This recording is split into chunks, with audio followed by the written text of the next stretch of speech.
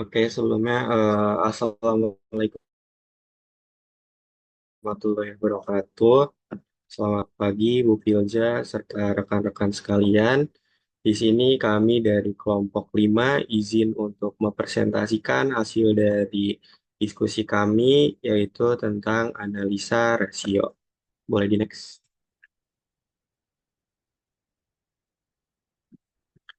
Nah, untuk kata dari kelompok 5 itu sendiri, itu yang pertama ada saya, Fikri Firmansyah, lalu ada Ferry Hidayat, lalu ada Zauza Akna Kamila, lalu ada Kaila Diandra Alicia. Boleh di next.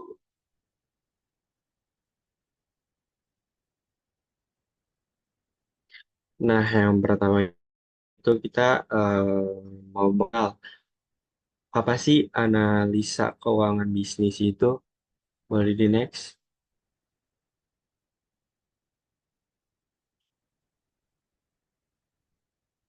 Nah, secara umum, analisa keuangan bisnis ini merupakan sebuah proses di mana mengkaji informasi keuangan perusahaan yang di mana bertujuan untuk memahami kondisi, kinerja, serta potensi eh, masa depan untuk perusahaan.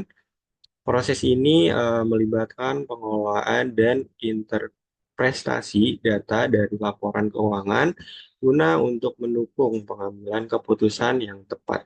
Boleh di next.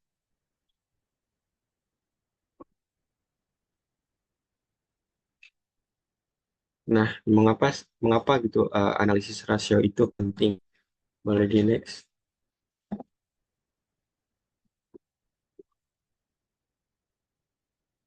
Nah, kenapa penting analisis rasio itu yang pertama, yang paling utama itu menilai kesehatan keuangan perusahaan, di mana rasio keuangan ini membantu mengungkap apakah perusahaan dalam kondisi liquid atau mampu membayar kewajiban jangka pendek, solvent, mampu melunasi utang jangka panjang, serta apakah struktur modal perusahaan itu sehat atau tidak. Terus yang kedua itu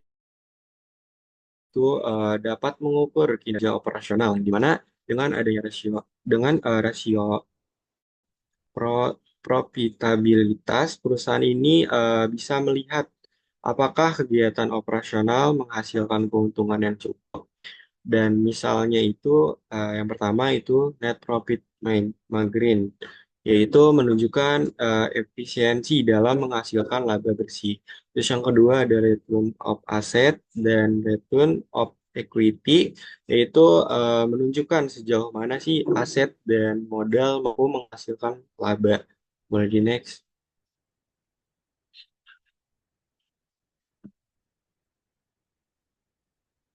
Nah, yang selanjutnya itu dapat membantu pengambilan keputusan.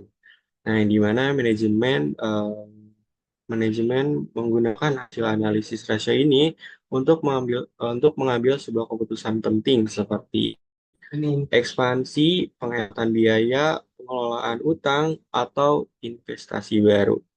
Terus yang selanjutnya itu menjadi dasar penilaian bagi investor dan kreditur, yang dimana investor dan lembaga keuangan menggunakan rasio keuangan ini untuk mengevaluasi risiko dan potensi keuntungan dalam berinvestasi atau memberikan pinjaman. Terus yang selanjutnya itu mengidentifikasi dini masalah keuangan, yang dimana rasio keuangan dapat menjadi alat deteksi deteksi dini jika terdapat tren penurunan profitabilitas, penurunan likuiditas, atau peningkatan utang yang tidak terkendali. Boleh di next.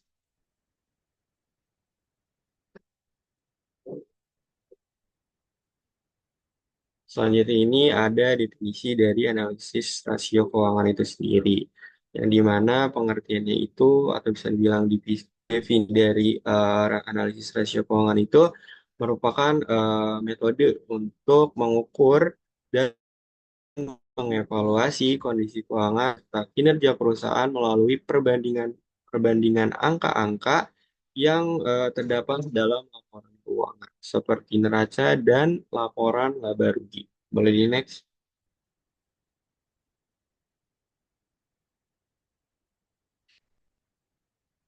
Untuk selanjutnya akan dijelaskan oleh rekan saya. Oke, baik. Izin lanjutkan. Ini ada jenis-jenis rasio. Sebenarnya kita semua udah pelajarin ya di matkul-matkul yang sebelah. Oke, yang pertama, liquidity ratio. Tujuannya apa? Untuk menilai kemampuan perusahaan membayar kewajiban jangka pendek. Jangka pendek itu seperti utang-utang ya. Oke, yang pertama ada current ratio, rumusnya seperti ini. Quick ratio kemarin kita baru aja ngerjainnya di Pak Osli, di SM kalau nggak salah. Nah, idealnya itu berapa? Pokoknya nanti current asset dibagi current liability, idealnya itu lebih dari satu. Tapi kalau empat juga nggak baik. Artinya kalau misalkan banyak berarti perusahaan itu terlalu banyak uang kas. Dan uang kasnya itu nggak diinvestasikan ke hal-hal lain yang lebih baik. Nah, terlalu banyak uang kas juga nggak baik. Oke, terus lanjut. Selanjutnya, ini ada rasio solvability. Tujuannya adalah untuk menilai struktur modal dan kemampuan jangka panjang melunasi utang. Nah, yang pertama ada debt to equity ratio. Semakin besar, maka semakin banyak utang dibanding modal. Terus tuh, untuk debt to equity ratio ini idealnya itu kurang dari 2. Oke. Nah, terus tuh untuk selanjutnya ada debt ratio. Itu untuk mengukur persentase aset yang dibiayai utang. Idealnya sekitar 0,6 atau 60%. Nah, dari semua rasio solvability ini, pokoknya lebih kecil dia lebih baik. Oke, sisanya sebenarnya masih ada ya, teman-teman pasti tahu ya, equity ratio dan lain-lain. Oke, lanjut. Ini ada rasio profitability. Dari namanya aja profit, keuntungan. Nah, ini semakin tinggi pasti semakin baik dong. Nah, tujuannya menilai kemampuan perusahaan menghasilkan laba. Pertama ada gross profit margin, terus tuh yang kedua ada net profit margin, ketiga ada ROA, dan keempat ada ROE. Pokoknya ini sebenarnya nggak ada idealnya ya. Yang penting itu tuh semakin tinggi semakin baik. Di atas 10% lah itu udah lumayan. Nah, kita ke fungsi-fungsinya. Untuk gross profit margin itu biaya produksi rendah dibanding pendapatan. Misal ya ini kalau lebih tinggi ya. Terus tuh untuk net profit margin perusahaan lebih efisien dan sedikit beban atau biaya. Untuk ROA itu artinya aset digunakan dengan sangat baik untuk menghasilkan laba. Terus tuh untuk ROE-nya pemilik usaha mendapatkan keuntungan yang maksimal dari investasinya. Oke. Terus lanjut yang terakhir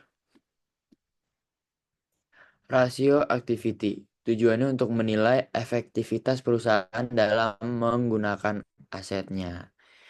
Yang pertama ada inventory turnover, idealnya itu 4 sampai 8 kali per tahun.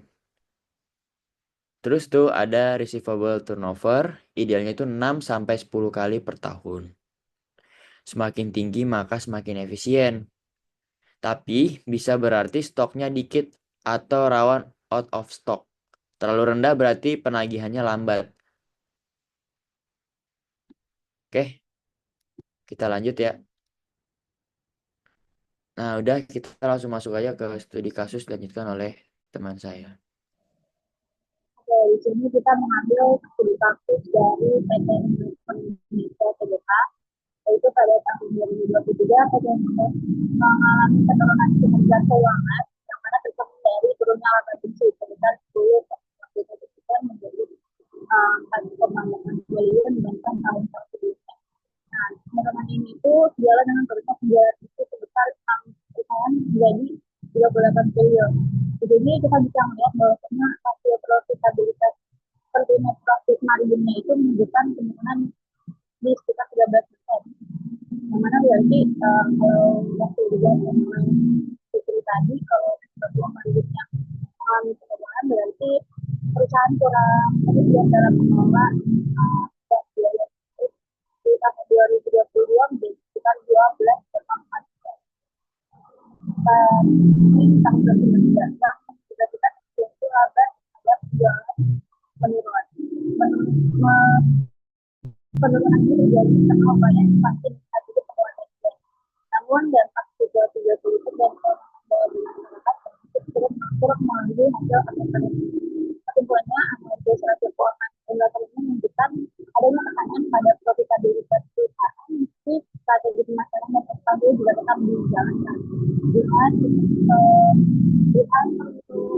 Dengan fokus pada situasi operasional untuk optimalisasi portofolio untuk menjaga stabilitas keuangan dan dari sini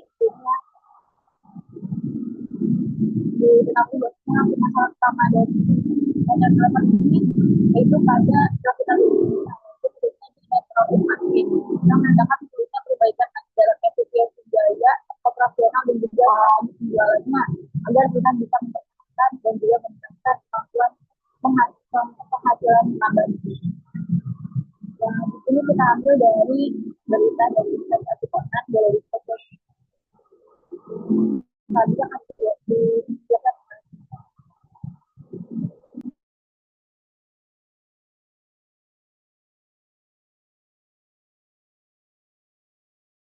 Baik, selanjutnya di bagian ini saya akan menjelaskan tentang kelebihan dan keterbatasan dari analisis rasio. Saya akan menjelaskan untuk kelebihannya terlebih dahulu. Yang pertama, analisis rasio itu mudah dipahami dan digunakan. Analisa rasio itu cukup sederhana. Kita hanya perlu data dari laporan keuangan lalu menghitung dan menginterpretasikan hasilnya. Cocok untuk digunakan oleh manajer, investor maupun analis. Kemudian yang kedua, membantu evaluasi kinerja.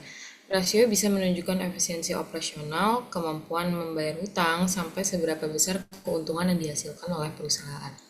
Yang ketiga ada menjadi alat perbandingan. Kita bisa membandingkan kinerja antar perusahaan di industri yang sama atau melihat bagaimana performa perusahaan berubah dari tahun ke tahun.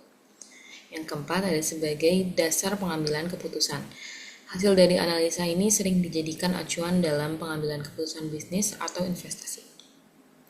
Dan yang terakhir adalah mendeteksi masalah sejak dini.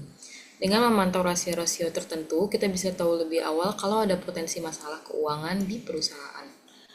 Kemudian selanjutnya saya akan membahas mengenai keterbatasannya. Yang pertama adalah bersifat historis, yaitu artinya rasio hanya berdasarkan data dari masa lalu, jadi belum tentu mencerminkan kondisi perusahaan saat ini atau di masa depan. Yang kedua, tidak mempertimbangkan faktor eksternal. Misalnya krisis ekonomi atau perubahan kebijakan pemerintah, itu semua tidak terlihat dari angka-angka di rasio. Yang ketiga, ada perbedaan standar akuntansi. Satu perusahaan mungkin memakai metode pencatatan yang berbeda, jadi hasil rasio bisa jadi kurang fair kalau dibandingkan. Yang selanjutnya bisa dimanipulasi. Yang selanjutnya adalah sulit dibandingkan antar industri, yaitu rasio yang sehat di satu industri bisa jadi tidak relevan di industri lain karena karakteristik bisnisnya yang berbeda. Selanjutnya bisa dimanipulasi. Jadi kalau ada pihak yang ingin memanipulasi atau memoles laporan keuangan, maka hasil rasio juga bisa jadi misleading. Dan yang terakhir, tidak memberi solusi secara langsung. Analisis rasio hanya memberi sinyal atau gejala untuk tahu penyebab pastinya, jadi kita tetap harus mendalami lebih lanjut. Jadi next. Oke, yang terakhir berdasarkan jenis-jenis rasio keuangan yang tadi sudah Ferry bahas juga, saya akan memberikan kesimpulan. Dapat disimpulkan rasio keuangan berikut ini adalah rasio yang paling sederhana dan penting digunakan untuk UMKM. Yang pertama adalah rasionya untuk net profit margin yang dapat digunakan untuk menilai keuntungan usaha. Mengapa net profit margin itu penting? Karena untuk menentukan apakah usaha itu untung atau rugi. Kemudian ada current ratio yang digunakan untuk menilai likuiditas. Kenapa penting? Yaitu untuk mampu menilai bayar hutang jangka pendek. Kemudian ada inventory turnover untuk menilai efisiensi stok. Kenapa penting? Itu dapat digunakan UMKM untuk menganalisis stok itu berjalan atau menumpuk. Kemudian untuk receivable turnover untuk menilai efisiensi piutang. Kenapa penting? Itu untuk menganalisa arus kas lancar atau seret karena piutang. Yang terakhir ada ROI, yaitu produktivitas aset. Kenapa penting? Karena aset menghasilkan laba atau cuma menjadi beban. Boleh di next.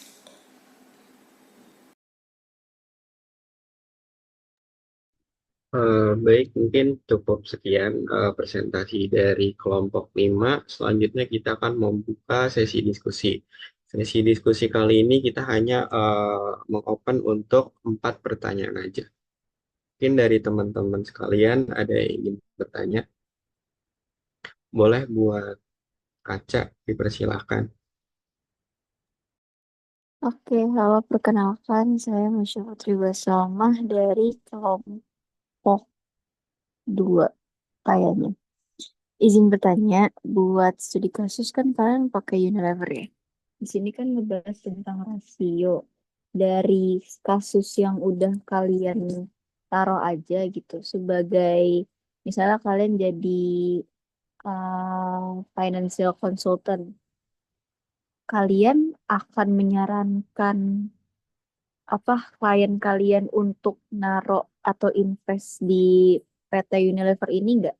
Karena walaupun ada penurunan, tapi dia termasuk salah satu perusahaan yang berkembang. Jadi kayak ada kemungkinan masih untuk naik lagi. Cuman dalam saat keadaan ini, dia kondisinya lagi turun. Jadi gimana keputusan kalian? Sih gitu. Terima kasih. Baik, Ya, mungkin untuk ya, pertanyaan. boleh diulang aja pelan-pelan, Cak. Ah, ya benar, ulang ya. Jadi pertanyaannya, misalnya kalian jadi kayak financial consultant atau business consultant gitu kan. Dari studi case Unilever, uh, menurut kalian, kalian tuh akan ngasih keputusan kayak, oh ini perusahaan yang ini termasuk perusahaan yang layak untuk diberikan investasi.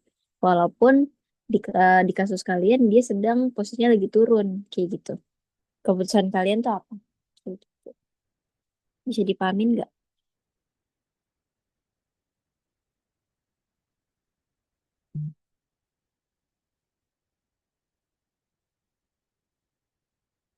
Halo.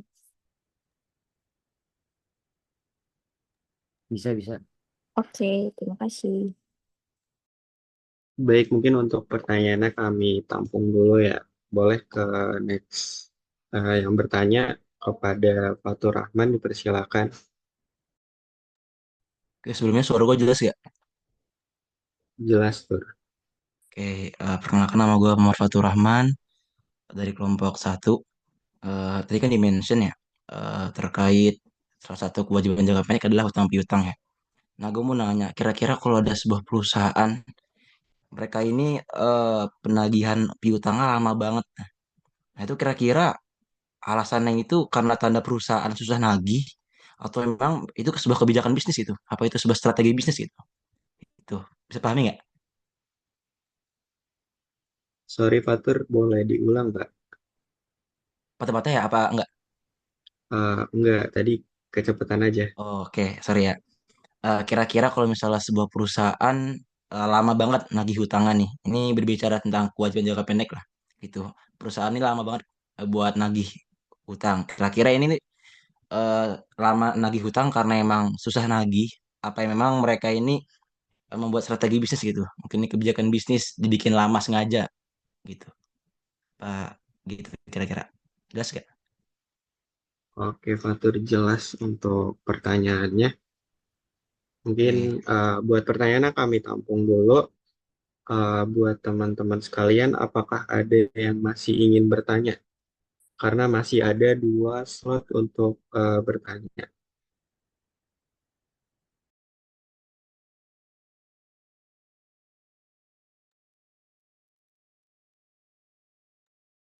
Mungkin kalau misalkan dari teman-teman sekalian ada yang ingin bertanya, boleh banget untuk raise hand terlebih dahulu.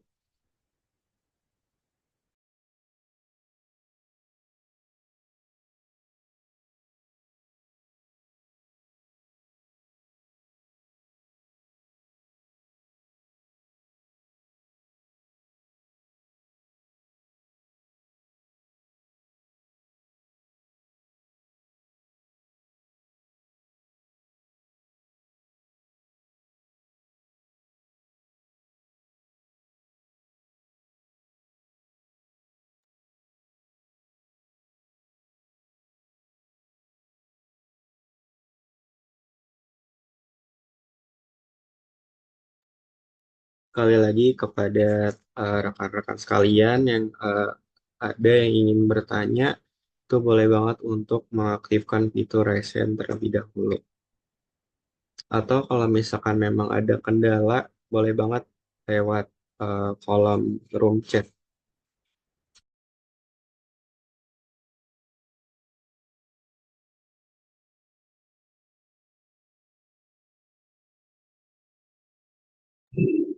Kalau masih ada yang bertanya mungkin aku bisa jawab yang apa sebelumnya suara aku dengar nggak ya.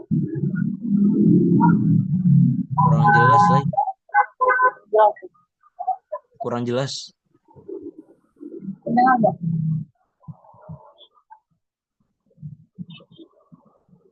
masih kurang jelas.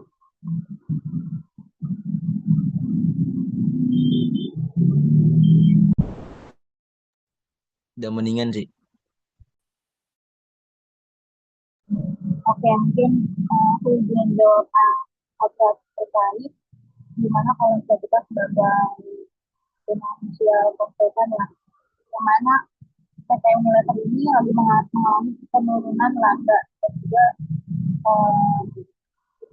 penjualan bisnisnya itu turun juga dari analisis tersebut kita juga masih belum bisa menentukan secara langsung juga kalau misalnya ternyata perusahaan itu mengalami kerugian yang besar ataupun tidak baik untuk kita lakukan investasi di dalamnya.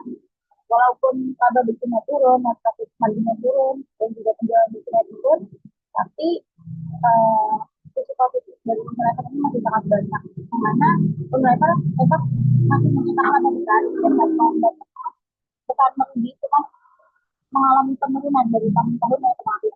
Terus perusahaannya tetap stabil, karena kan pemerintah sudah besar ya, jadi untuk secara fundamentalnya, ekonominya, keuangan mereka itu masih sangat yang stabil.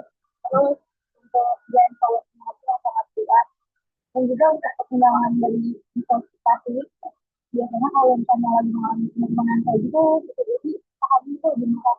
Jadi mungkin kalau untuk investor yang mau bertahan lama, dan cuma investor yang mungkin berapa bulan atau berapa tahun, namun masih belum kelihatan kembali kenaikan kinerja keuangan dari investor tersebut, mungkin untuk mereka masih masih kurang disarankan. Tapi kalau untuk investor yang memang sahamnya lebih lama, itu disarankan karena harga sahamnya mungkin bisa jadi lebih murah karena nantinya jadi profitnya lebih. Kurang lebih terjawab nggak ya? Maaf kalau misalnya Andrea.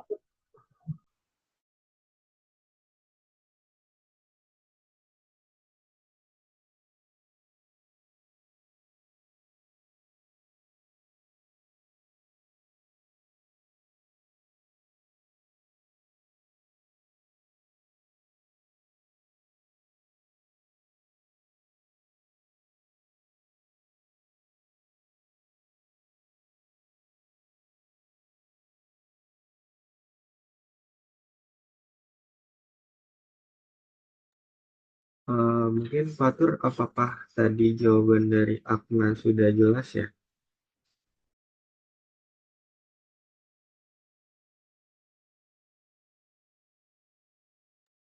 Sorry kurang jelas sih.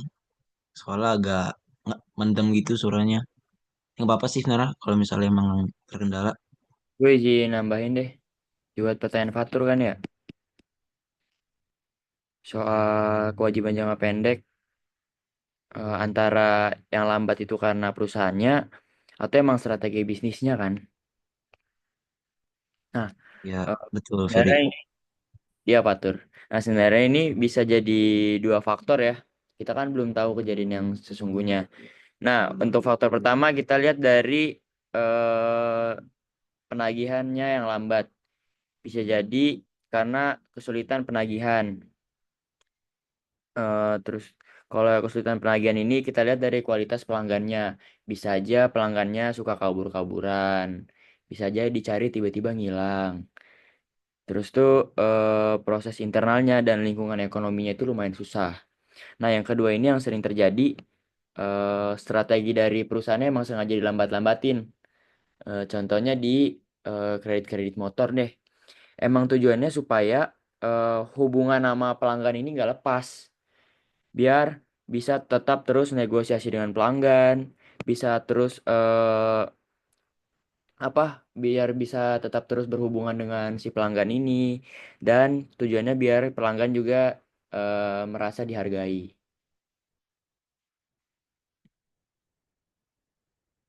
Paham nggak? Dapat nggak tuh? Berarti emang kondisional ya, Ya, relatif ya, Fer. ya. Oke deh, makasih ya, Fer. Sama-sama tuh. Kalau tes tes kira-kira suara dia kedengeran nggak? Masih agak patah-patah. Nah, Oh iya, boleh. Halo, halo, kedengeran nggak?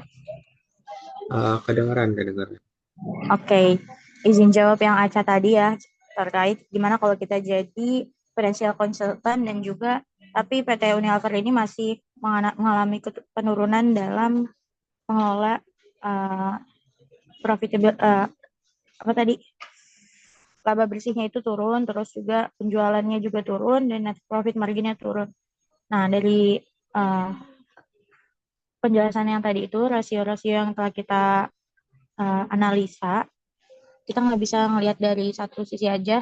Walaupun misalnya laba bersihnya turun, terus juga net profit margin turun, dan juga penjualan bersihnya turun, tetapi dari PT Unilever sendiri itu masih mencetak laba yang besar, bukan merugi, cuman masih mengalami penurunan dari tahun yang kemarin gitu. Namun dari sisi PT Unilever tersebut, secara fundamentalnya masih termasuk yang stabil dan juga mempunyai likuiditas yang baik. Terus juga uh, kita kalau misalnya sebagai financial konsultan ya, pastinya kita juga menyarankan untuk menanam saham di tempat perusahaan yang sekiranya tahun-tahun selanjutnya akan mengalami terus berkelanjutan dan juga profit ya. Nah, di sini PT Unilever juga mempunyai brand power yang kuat, yang mana pastinya memiliki kepercayaan di antara masyarakat yang kuat juga. Terus juga dari faktor segi penjualannya, yaitu penjualan-penjualan yang ada setiap hari ya. Jadi ini potensinya besar banget. Jadi kalau misalnya kami ataupun saya jadi financial konsultan, saya menyarankan untuk tetap investasi. Yang mana biasanya juga kalau misalnya kita mau investasi, kalau misalnya hamnya lagi turun itu bisa jadi lebih murah gitu. Kalau misalnya uh, ada penurunan di apa namanya perusahaannya. Jadi untuk investor itu mungkin bisa lebih profit ya. Kalau misalnya sahamnya lagi turun, terus juga kita mau menanam dalam jangka panjang. Kayak gitu sih kurang lebih. Gimana Aca, kurang terjawab gak ya? Aman-aman terjawab. Makasih ya, Fer. Terima kasih kembali, maaf ya.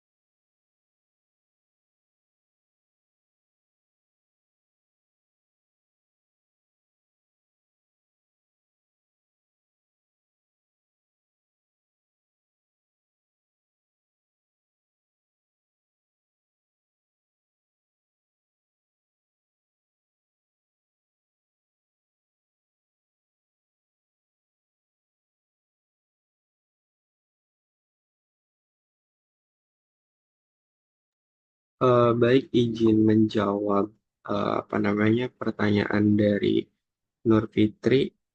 Mungkin terkait rasio, yaitu kayak debt to equity.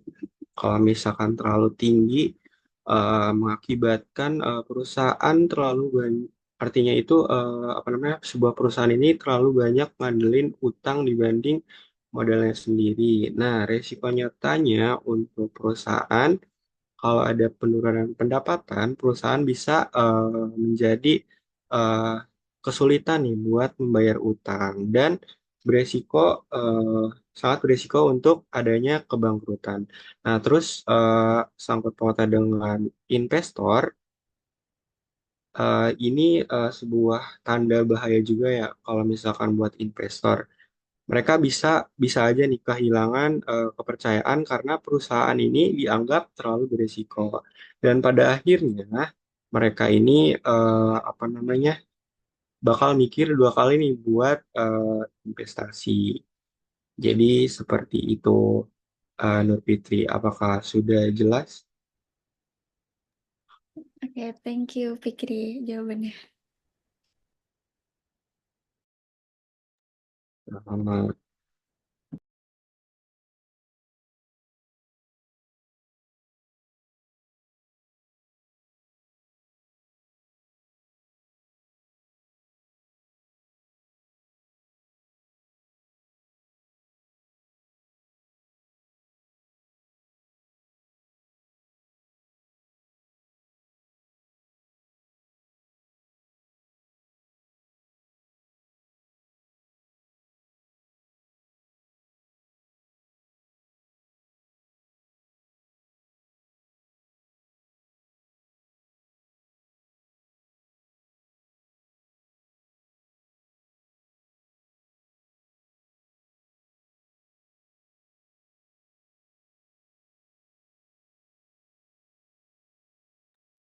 Sorry, itu kelompok 5 boleh langsung ditutup aja ini presentasinya biar lanjut ke kelompok 6.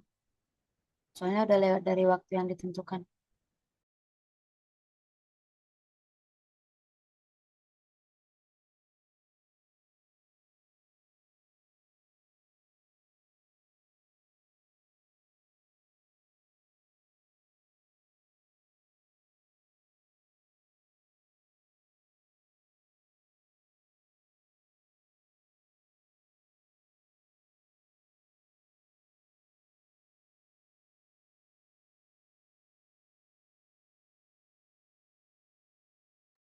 Baik, mungkin sekian dari kelompok 5. Terima kasih kepada teman-teman semua yang sudah aktif bertanya. Eh, Kami dari kelompok 5 eh, mengucapkan terima kasih banyak ya kepada kalian semua, dan mohon maaf apabila ada kesalahan kata ataupun perbuatan. Terima kasih semua.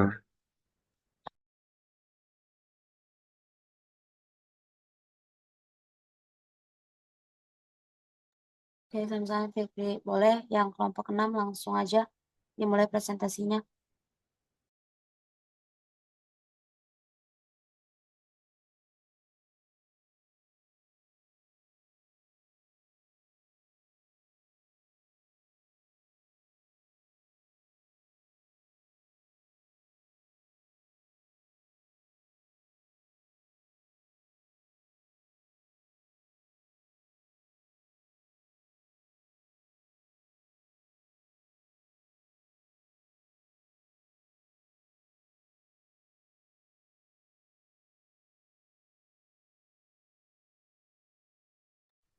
Selamat pagi semuanya. Kami dari kelompok 6 akan mempresentasikan mengenai analisa keuangan bisnis, yaitu cash flow dalam bisnis. Sebelumnya ini materinya masih berkaitan dengan materi sebelumnya yang rasio keuangan. Bisa di next slide.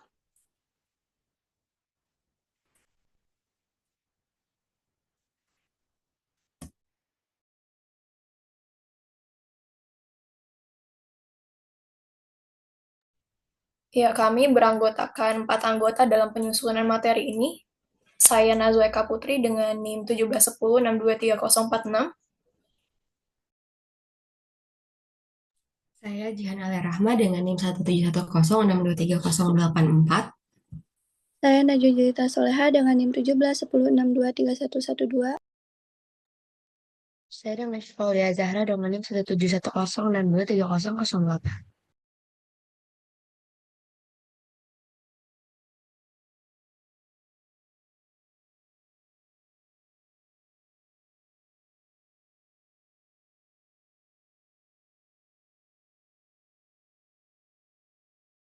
Ya, sebelum kita memasuki materi ini lebih dalam, saya akan mempresentasikan mengenai pengantar dan dasar cash flow. Ketika kita membahas cash flow atau bisa disebut dalam bahasa Indonesia arus kas, kita tentunya merujuk pada saldo bersih kas atau uang tunai yang masuk dan keluar dari perusahaan pada suatu titik waktu atau periode tertentu. Nah, arus kas ini disusun dalam laporan arus kas yang tentunya secara khusus mencatat pergerakan kas perusahaan, baik yang berasal dari aktivitas operasi, investasi, maupun aktivitas pendanaan dari perusahaan dalam periode waktu tertentu. Untuk laporan arus kas ini tentunya sangat penting ya, karena bisa digunakan untuk mengevaluasi berbagai aspek dari kondisi keuangan perusahaan, seperti misalnya laporan ini membantu untuk menilai perubahan dalam aktiva bersih perusahaan yang mencakup bagaimana perusahaan mengelola sumber daya yang ada. Nah, selain itu, laporan arus kas ini juga memberikan gambaran mengenai struktur keuangan perusahaan, termasuk seperti likuiditas dan solvabilitas yang tadi presentasi yang sebelumnya pernah di-mention. Nah, hal ini memungkinkan perusahaan untuk menilai kemampuannya dalam mengatur jumlah dan waktu arus kas yang masuk dan keluar, serta bagaimana adaptasi terhadap perubahan kondisi serta peluangan yang ada. Bisa dilanjut?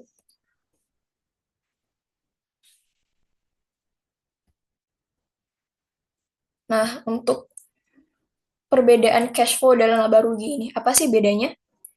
Dalam laporan arus kas, terdapat berbagai akun yang mencatat pergerakan kas perusahaan, mulai dari penerimaan kas yang masuk, pengeluaran kas yang keluar, hingga aktivitas lainnya yang melibatkan uang tunai ataupun kas dalam periode tertentu. Ini tentunya sangat penting untuk mengetahui bagaimana perusahaan mengelola likuiditas serta memastikan adanya cukup kas untuk menjalankan operasi. Nah, sementara itu, laporan laba rugi memberi informasi mengenai keuntungan perusahaan dengan merangkum dampak kumulatif dari pendapatan, keuntungan, pengeluaran, dan kerugian selama periode tertentu. Nah, fokus utama dari laporan laba rugi ini adalah memberi gambaran kondisi akhir keuangan perusahaan, yakni pendapatan bersih setelah biaya-biaya yang dibayar, yang menjadikan hal ini menjadi indikator utama dalam mengetahui apakah perusahaan sedang berada dalam kondisi yang menguntungkan atau mengalami penurunan. Sedangkan laporan arus kas seperti yang dijelaskan tadi memberi gambaran yang lebih dalam tentang arus kas yang masuk dan keluar dari perusahaan serta memberi informasi ataupun wawasan yang lebih jelas mengenai kemampuan perusahaan dalam mengelola kas untuk mendukung kelangsungan operasional dan merencanakan strategi keuangan ke depannya. Bisa next slide?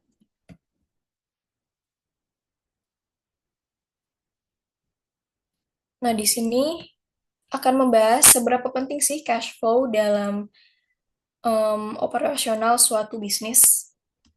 Untuk laporan arus kas itu tentunya sangat vital, karena memberi gambaran yang jelas tentang aliran kas yang masuk serta keluar dari perusahaan, yang bisa sebagai patokan penilaian seberapa baik sih perusahaan mengelola sumber daya kas yang dimiliki, serta apakah perusahaan punya cukup kas untuk memenuhi kebutuhan operasional dan kewajiban-kewajiban lainnya. Atau apakah perusahaan beresiko kekurangan kas. Nah, selain itu, laporan arus kas juga sangat penting untuk menilai seberapa fleksibel sih keuangan perusahaan, karena ini juga memberitahu kita apakah perusahaan dapat dengan mudah beradaptasi dengan perubahan kondisi pasar atau peluang yang ada seperti berinvestasi di proyek baru atau mengambil langkah-langkah untuk mengatasi krisis keuangan.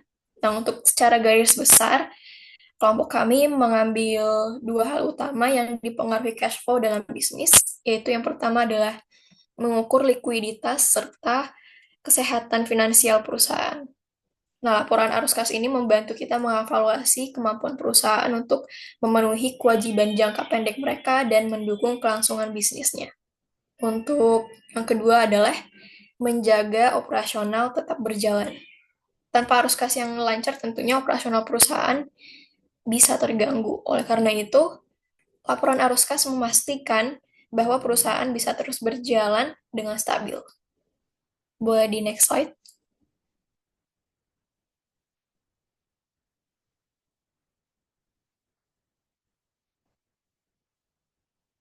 Nah, setelah kita mengetahui dua garis besar yang tadi, bisa lebih mendetail nih. Apa sih tujuan analisis cash flow?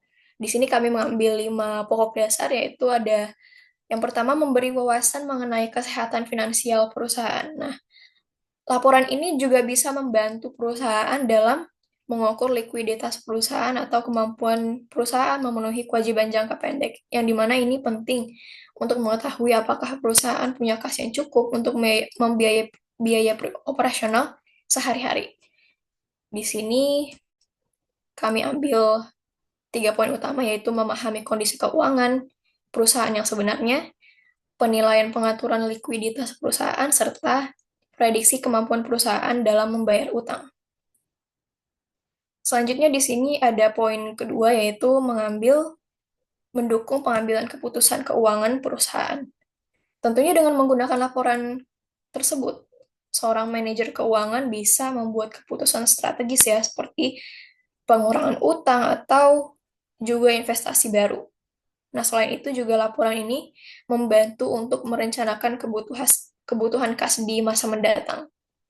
Selain itu, laporan arus kas atau cash flow ini bisa digunakan untuk mengukur bagaimana sih kinerja keuangan perusahaan. Dalam hal ini tentunya mengambil perspektif kas. Dengan memakai perspektif kas, tentunya akan lebih realistik dibandingkan laba akuntansi karena mencerminkan cash flow atau arus kas yang nyata. Dalam poin ini kita mengambil 3 poin, yaitu penentuan arah strategi keuangan, kemampuan perusahaan berinvestasi atau melunaskan utang lebih awal, serta penentuan waktu terbaik dalam melakukan pengeluaran besar.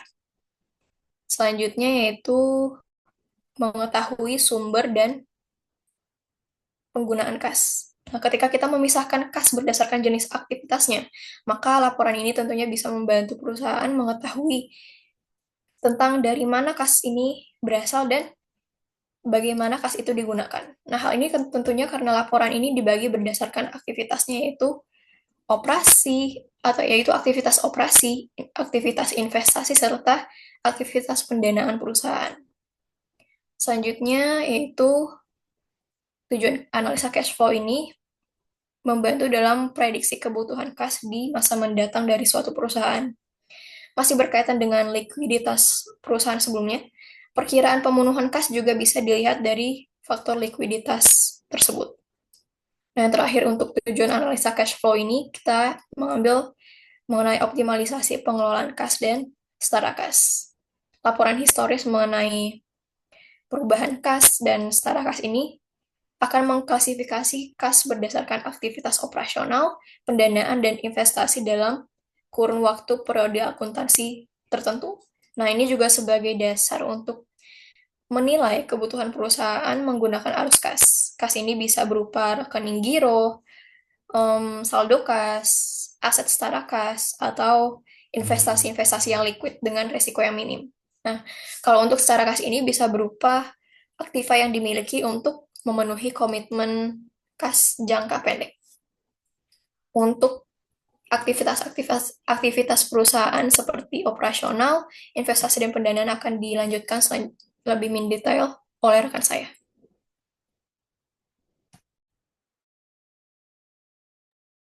Oke, selanjutnya ada struktur dan komponen arus kas. Yang pertama ini ada jenis-jenis arus kas. Dalam laporan arus kas ini ada 3 kategori utama aktivitas yang menghasilkan dan juga menggunakan kas. Yang pertama ada arus kas dari aktivitas operasi. Arus kas yang berasal dari kegiatan utama operasional perusahaan. Contohnya seperti penerimaan gaji, pembelian bahan baku. Nah, jadi tujuan dari arus kas dari aktivitas operasi ini untuk menunjukkan apakah bisnis ini bisa menghasilkan uang dari aktivitas intinya, tapi bergantung juga pada pinjaman atau penjualan aset. Yang kedua ada arus kas dari aktivitas investasi, berkaitan dengan perolehan dan pelepasan aset jangka panjang seperti pembelian alat produksi, properti, atau investasi ke perusahaan yang lainnya.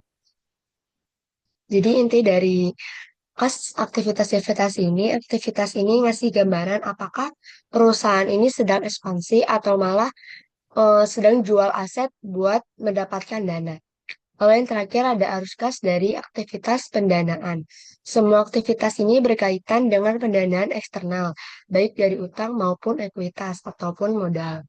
Nah, fungsi dari kas aktivitas pendanaan ini untuk menunjukkan bagaimana sih perusahaan ini membiayai operasional dan ekspansinya. Lalu kayak apakah pakai pinjaman atau dari pemegang saham itu sendiri. Contohnya itu ada penerbitan saham baru, meminjamkan uang dari bank, dan juga membayar cicilan utang ataupun dividen. Next slide. Nah, di sini ada contoh transaksi tiap jenis arus kas. Yang pertama ada aktivitas operasi. Contohnya ada penerimaan dari penjualan produk atau jasa, lalu pembayaran gaji karyawan, lalu ada pembayaran kepada supplier. Yang kedua ada aktivitas investasi. Contohnya ada pembelian mesin baru, penjualan aset tetap, dan juga investasi di perusahaan lain. Yang terakhir ada aktivitas pendanaan. Contohnya ada menerima pinjaman bank, membayar dividen ke pemegang saham, dan juga mengembalikan pinjaman atau pelunasan utang. Next slide.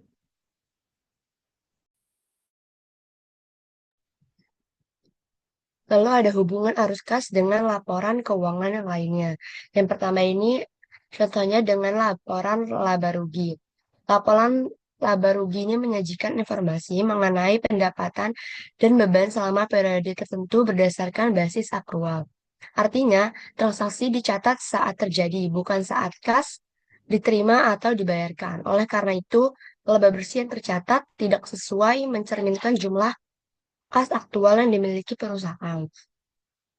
Selain itu juga laporan arus kas ini hadir untuk memberikan informasi tambahan terkait arus masuk dan juga keluar kas yang aktual. Sehingga penggunaan laporan kas ini dapat menilai sejauh mana laba diperoleh benar-benar untuk menghasilkan kasnya itu.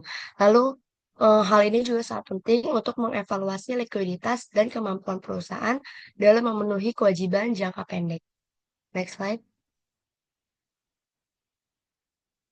Selanjutnya dengan neraca. Selain laporan laba rugi tadi, laporan arus kas juga berkaitan langsung dengan neraca. Informasi kas dan setara kas yang tercantum dalam neraca awal dan akhir periode diperinci dalam laporan arus kas. Setiap perusahaan kas yang ditunjukkan dalam neraca berasal dari aktivitas operasi, investasi, maupun pendanaan yang dijelaskan secara rinci dalam laporan arus kas. Contohnya transaksi pembelian aset tetap akan mempengaruhi aset tetap dalam neraca, sekaligus mencerminkan sebagai arus kas keluar dalam aktivitas investasi pada laporan arus kas. Demikian pula penerimaan pinjaman akan meningkatkan kas dan kewajiban jangka panjang dalam neraca, serta tercatat sebagai arus kas dalam aktivitas pendanaan. Next slide.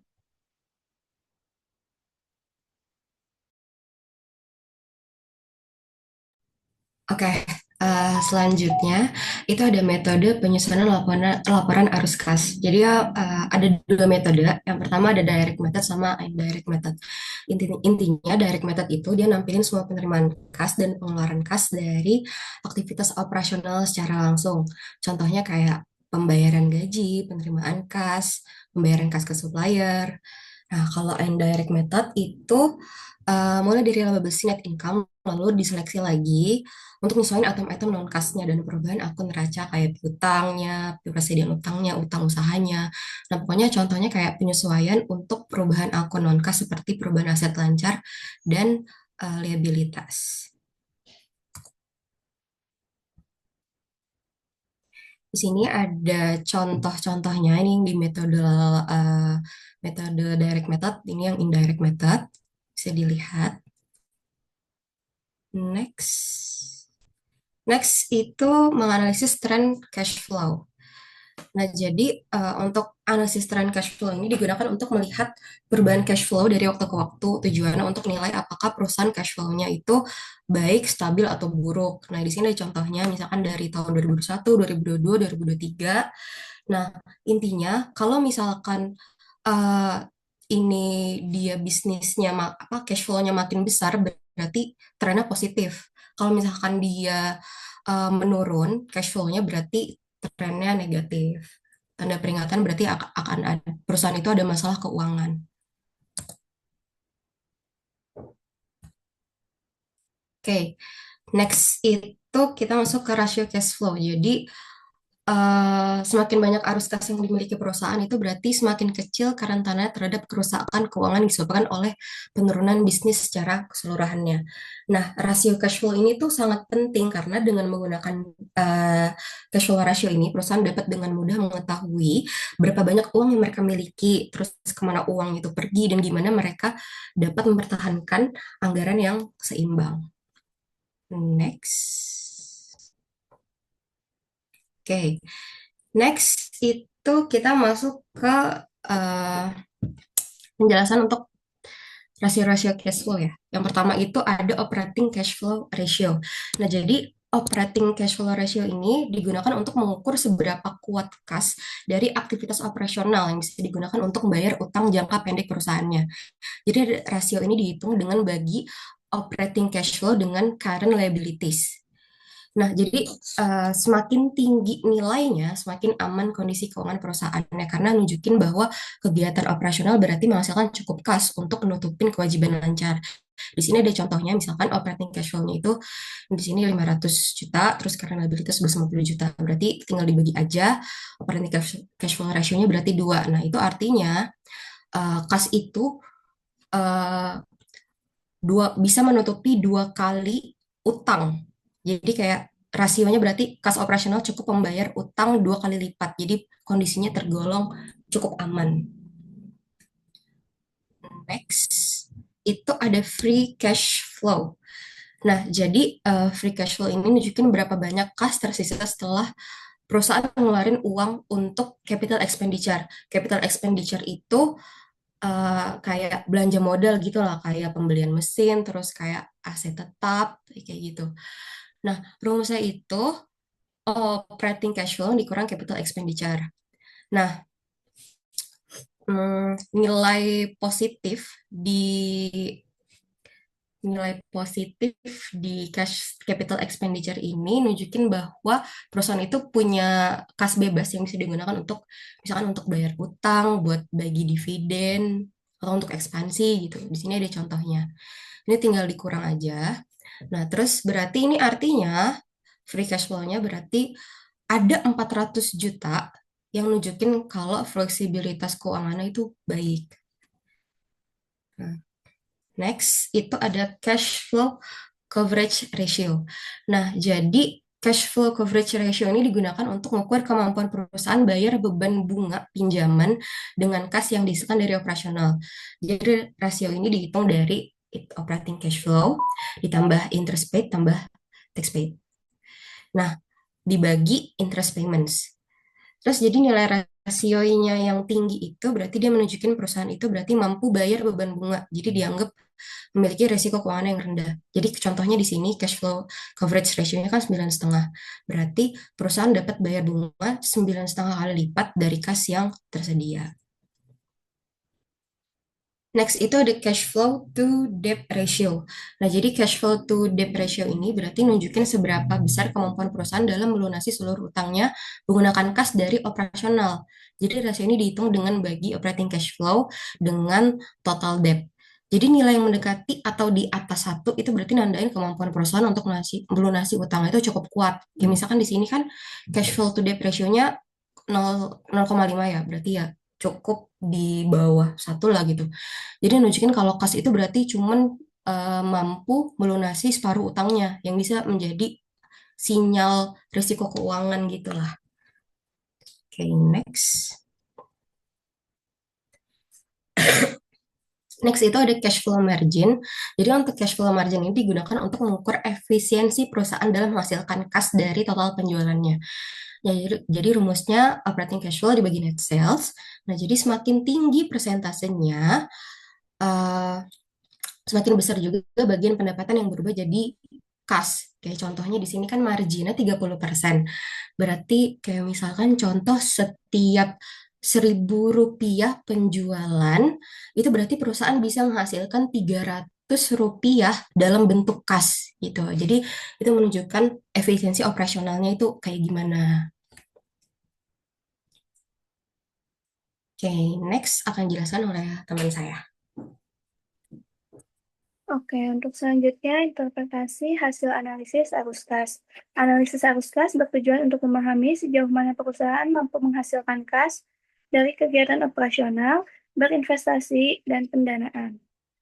Boleh next?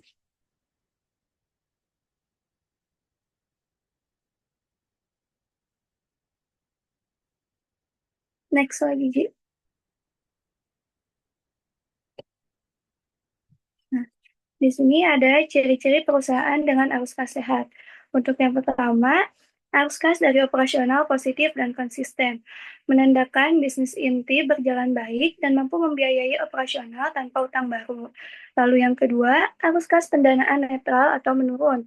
Perusahaan tidak bergantung pada pinjaman baru untuk beroperasi dan mampu membayar utang atau dividen. Lalu yang ketiga, ada arus kas investasi negatif dalam konteks ekspansif. Perusahaan melakukan investasi untuk pertumbuhan masa depan, seperti membeli aset, membuka cabang, dan lain-lain.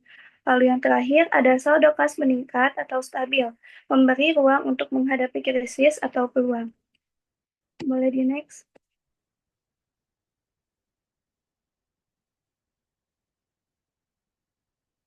Lalu selanjutnya ada ciri-ciri perusahaan dengan arus kas yang bermasalah. Untuk yang pertama, arus kas operasi negatif atau fluktuatif. Indikasi bahwa operasional perusahaan tidak menghasilkan cukup kas untuk menutup biaya operasional. Lalu yang kedua, arus kas pendanaan sangat positif, menunjukkan ketergantungan pada pinjaman atau penerbitan saham untuk menutup kekurangan kas operasional. Lalu yang ketiga, arus kas investasi positif. Bisa jadi karena perusahaan menjual aset untuk bertahan hidup, bukan berinvestasi atau berkembang. Lalu yang terakhir, saldo kas menurun dari waktu ke waktu. Perusahaan bisa mengalami kesulitan likuiditas, tidak mampu membayar utang jangka pendek. Oke, next.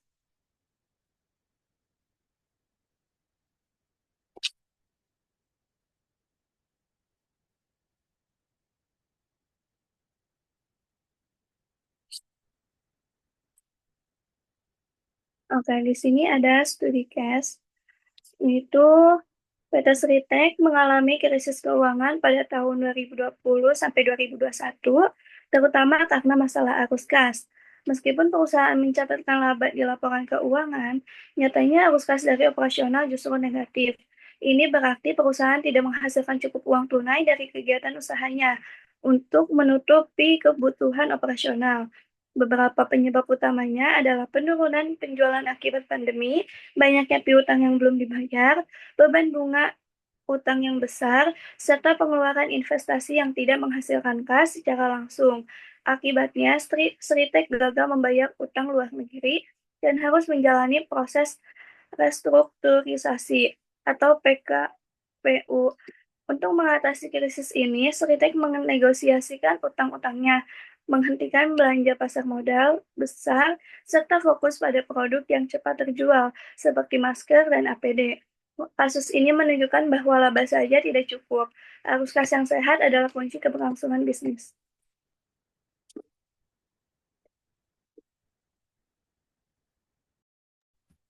Nah, setelah pemaparan materi hingga study case tadi, kami selanjutnya akan membuka sesi tanya jawab. Untuk saat ini, kuotanya dibuka 3 pertanyaan. Kalau waktunya masih cukup, nanti bisa tambah satu slot lagi. Yang mau bertanya, silakan raise hand, teman-teman.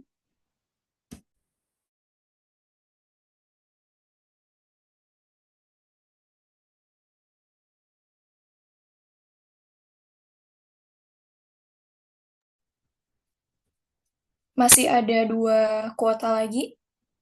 Kalau mau bertanya, silakan raise hand atau di kolom chat juga bisa.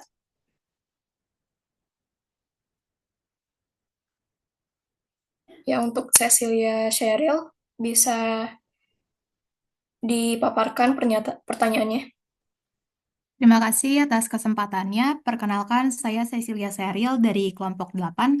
Di sini saya izin bertanya, bagaimana perusahaan dapat mengoptimalkan penggunaan data historisnya untuk mengidentifikasi tren yang relevan, guna memproyeksi kebutuhan kas di masa depan, sehingga nantinya perusahaan ini dapat membuat keputusan yang lebih tepat. Terima kasih. Bisa diulang lagi nggak, Sheryl? Oke, bisa-bisa. Cepatan soalnya. Ya. Bagaimana perusahaan dapat mengoptimalkan penggunaan data historisnya untuk mengidentifikasi tren yang relevan, sehingga dapat memproyeksi kebutuhan kas di masa mendatang dan membuat keputusan yang lebih tepat. Udah jelas belum, Wak?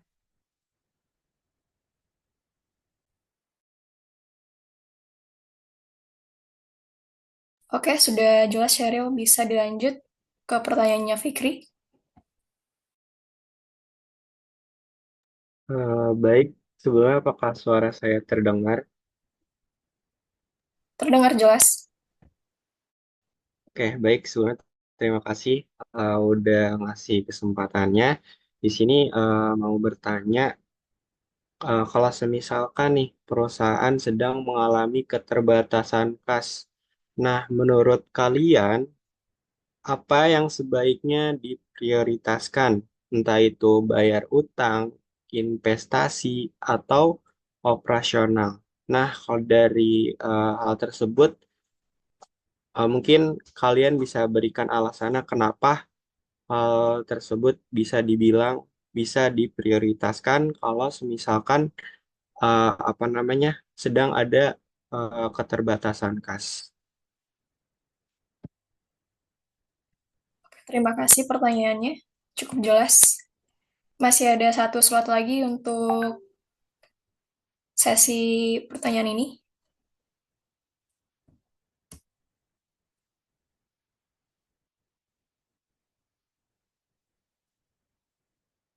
Boleh izin bertanya? Boleh, silakan. Oke, sebelumnya saya Kayla Diandra dari kelompok 5. Izin bertanya dari study case yang tadi mengenai PT Sritex. Jadi pertanyaannya adalah Sritex itu kan memilih untuk berfokus pada produk yang cepat terjual waktu masa pandemi itu seperti masker dan APD. Kalau menurut kalian, apakah perubahan strategi produk seperti ini tuh cukup untuk menyelamatkan arus kas perusahaan? Sama berikan alasan. Terima kasih ya.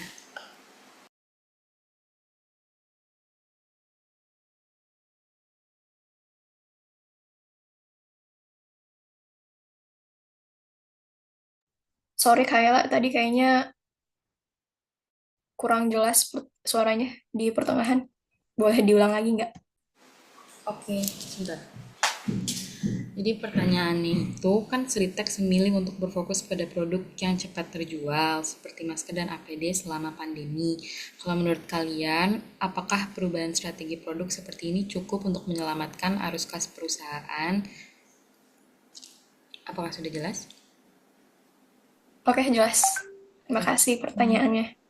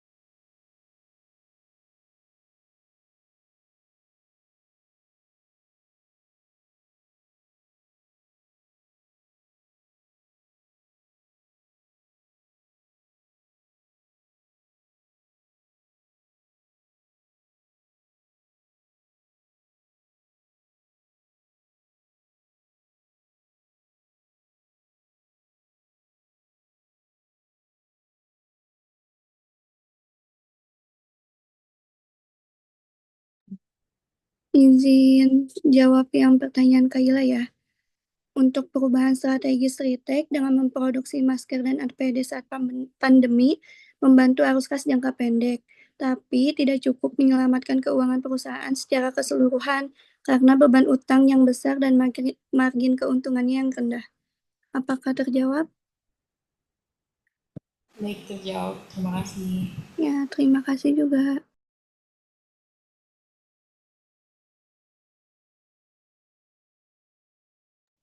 Oke, mau izin jawab pertanyaan dari Serial. Tadi kan nanya gimana perusahaan itu dapat manfaatin data historis untuk prediksi kebutuhan kas di masa depan dan membuat keputusan yang lebih baik gitu. Nah, pertama perusahaan itu kan bisa menganalisis pola pemasukan dan pengeluarannya kan dari data historis ya, di periode-periode sebelumnya. Jadi perusahaan itu bisa ngelihat tren atau kebiasaan kasnya itu gimana. Kayak misalkan pengeluaran besarnya itu dia ada di awal tahun atau akhir tahun sih. Atau misalkan dia peningkatan pemasukannya itu mungkin bisa di hari-hari tertentu atau momen-momen tertentu kayak misalkan di hari raya. Terus jadi informasi ini tuh bisa ngebantu perusahaan untuk nyusun proyeksi arus kas untuk periode mendatang. Nah, selain itu dengan mengidentifikasi kapan biasanya terjadi kekurangan kas itu, perusahaan itu bisa nyiapin dana cadangan lebih awal atau nyesuaiin jadwal pengeluaran untuk menghindarin krisis likuiditas. Jadi data historis itu juga bermanfaat untuk mengambil keputusan strategis kayak kapan waktu yang tepat untuk melakukan efisiensi biaya, terus untuk mencari dana tambahan. Nah, jadi singkatnya itu kayak data historis arus kas itu bisa ngasih gambaran yang bisa dijadiin dasar untuk perencanaan keuangan dan pengambilan keputusan bisnis yang lebih bijak. Sheryl, apakah sudah terjawab? Udah, Jihan, terima kasih. Sama-sama. Oke, saya akan menjawab pertanyaan dari Fikri. Jadi, menurut kami, kalau perusahaan sedang mengalami keterbatasan kas, hal yang harus diprioritaskan adalah pembayaran hutang lebih dulu, terutama hutang dalam jangka pendek. Karena kalau hutang ini nggak dibayar secara tepat waktu, bisa berdampak bisa berdampak langsung ke reputasi perusahaan, bisa juga mengganggu hubungan dengan supplier, bahkan bisa berisiko dikenakan denda atau bunga tambahan. Jadi, menurut kami menjaga kepercayaan pihak eksternal lebih penting dalam jangka pendek. Sementara kalau untuk investasi ini bisa ditunda dulu sampai kondisi kas ini lebih stabil karena investasi itu kan juga sifatnya jangka panjang dan juga butuh dana lebih besar. Begitu Fikri, apa bisa dipahami? Cukup dipahami. Terima kasih ya, Sipa. Sama-sama. Berhubung waktunya masih bisa, satu slot pertanyaan lagi dibuka.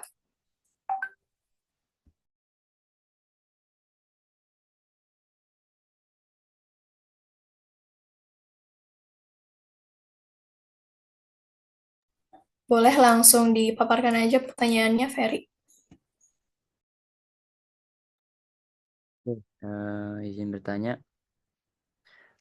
kalau misal misal sebuah perusahaan atau sebuah bisnis itu cuman fokus sama laba tanpa merhatiin arus kas itu apa sih yang terjadi? Paham nggak? Paham? Cukup jelas pertanyaannya. Terima kasih. Oh ya, itu nama sama kelompoknya bisa ditaruh di room chat ya, yang tadi yang bertanya.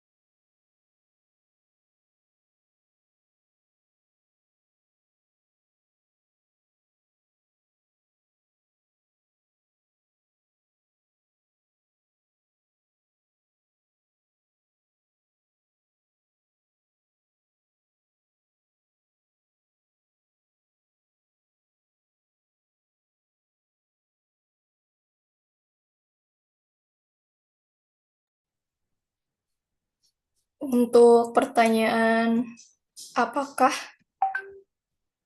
laba apakah jika kita memprioritaskan laba rugi saja tanpa arus kas ya tadi ya, apa yang terjadi untuk sistem keuangan di perusahaan? Sebenarnya ini juga berkaitan dengan yang dipaparkan di materi sebelumnya, seberapa penting cash flow dalam bisnis, dalam operasional bisnis. Tentunya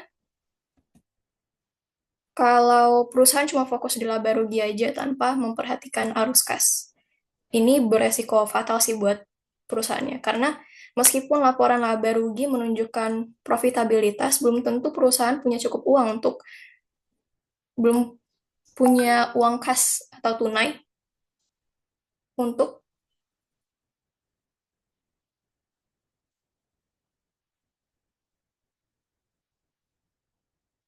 memenuhi kewajiban-kewajibannya seperti pembayaran utang ataupun operasional-operasional harian lainnya. Misalnya nih perusahaan bisa punya laba yang besar, tapi kalau arus kasnya jelek, mereka bisa kesulitan bayar gaji karyawan atau membeli bahan-bahan baku untuk operasional-operasional yang tadi.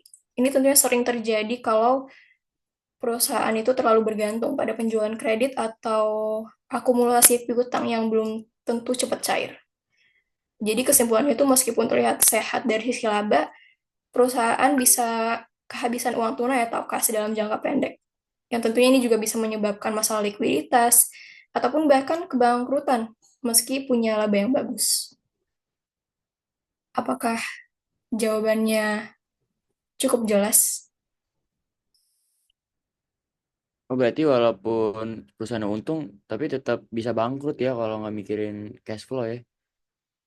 Iya, karena cash flow ini kan kayak transparansi uang kas itu kemana aja sih biar jadi apa ya, perusahaan itu bisa mengatur juga keuangan mereka atau apa yang perlu diperbaiki melihat hasil dari cash flow yang tadi. Itu sih kira-kira. Oke, paham, paham. Terima kasih ya. Oke, karena sesi pertanyaan dan kuota pertanyaan juga sudah tercukupi sebanyak 4 slot pertanyaan, kami kelompok 6 mengucapkan terima kasih bagi teman-teman yang sudah aktif bertanya maupun yang sudah memperhatikan dari awal penjelasan kami hingga akhir ini. Kami kelompok 6 berterima kasih dan mohon maaf bila ada pertanyaan bila ada penjelasannya masih belum jelas. Terima kasih dan selamat pagi.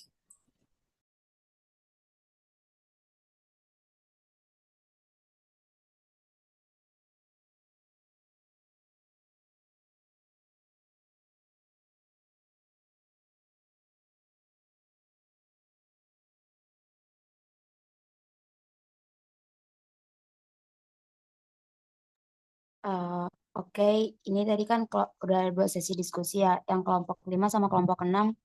Jangan lupa dikirimkannya hasil diskusinya ke grup. Kayaknya itu aja deh, soalnya Bu Filza juga gak join-join. Ini pada mau live atau nunggu Bu Filza?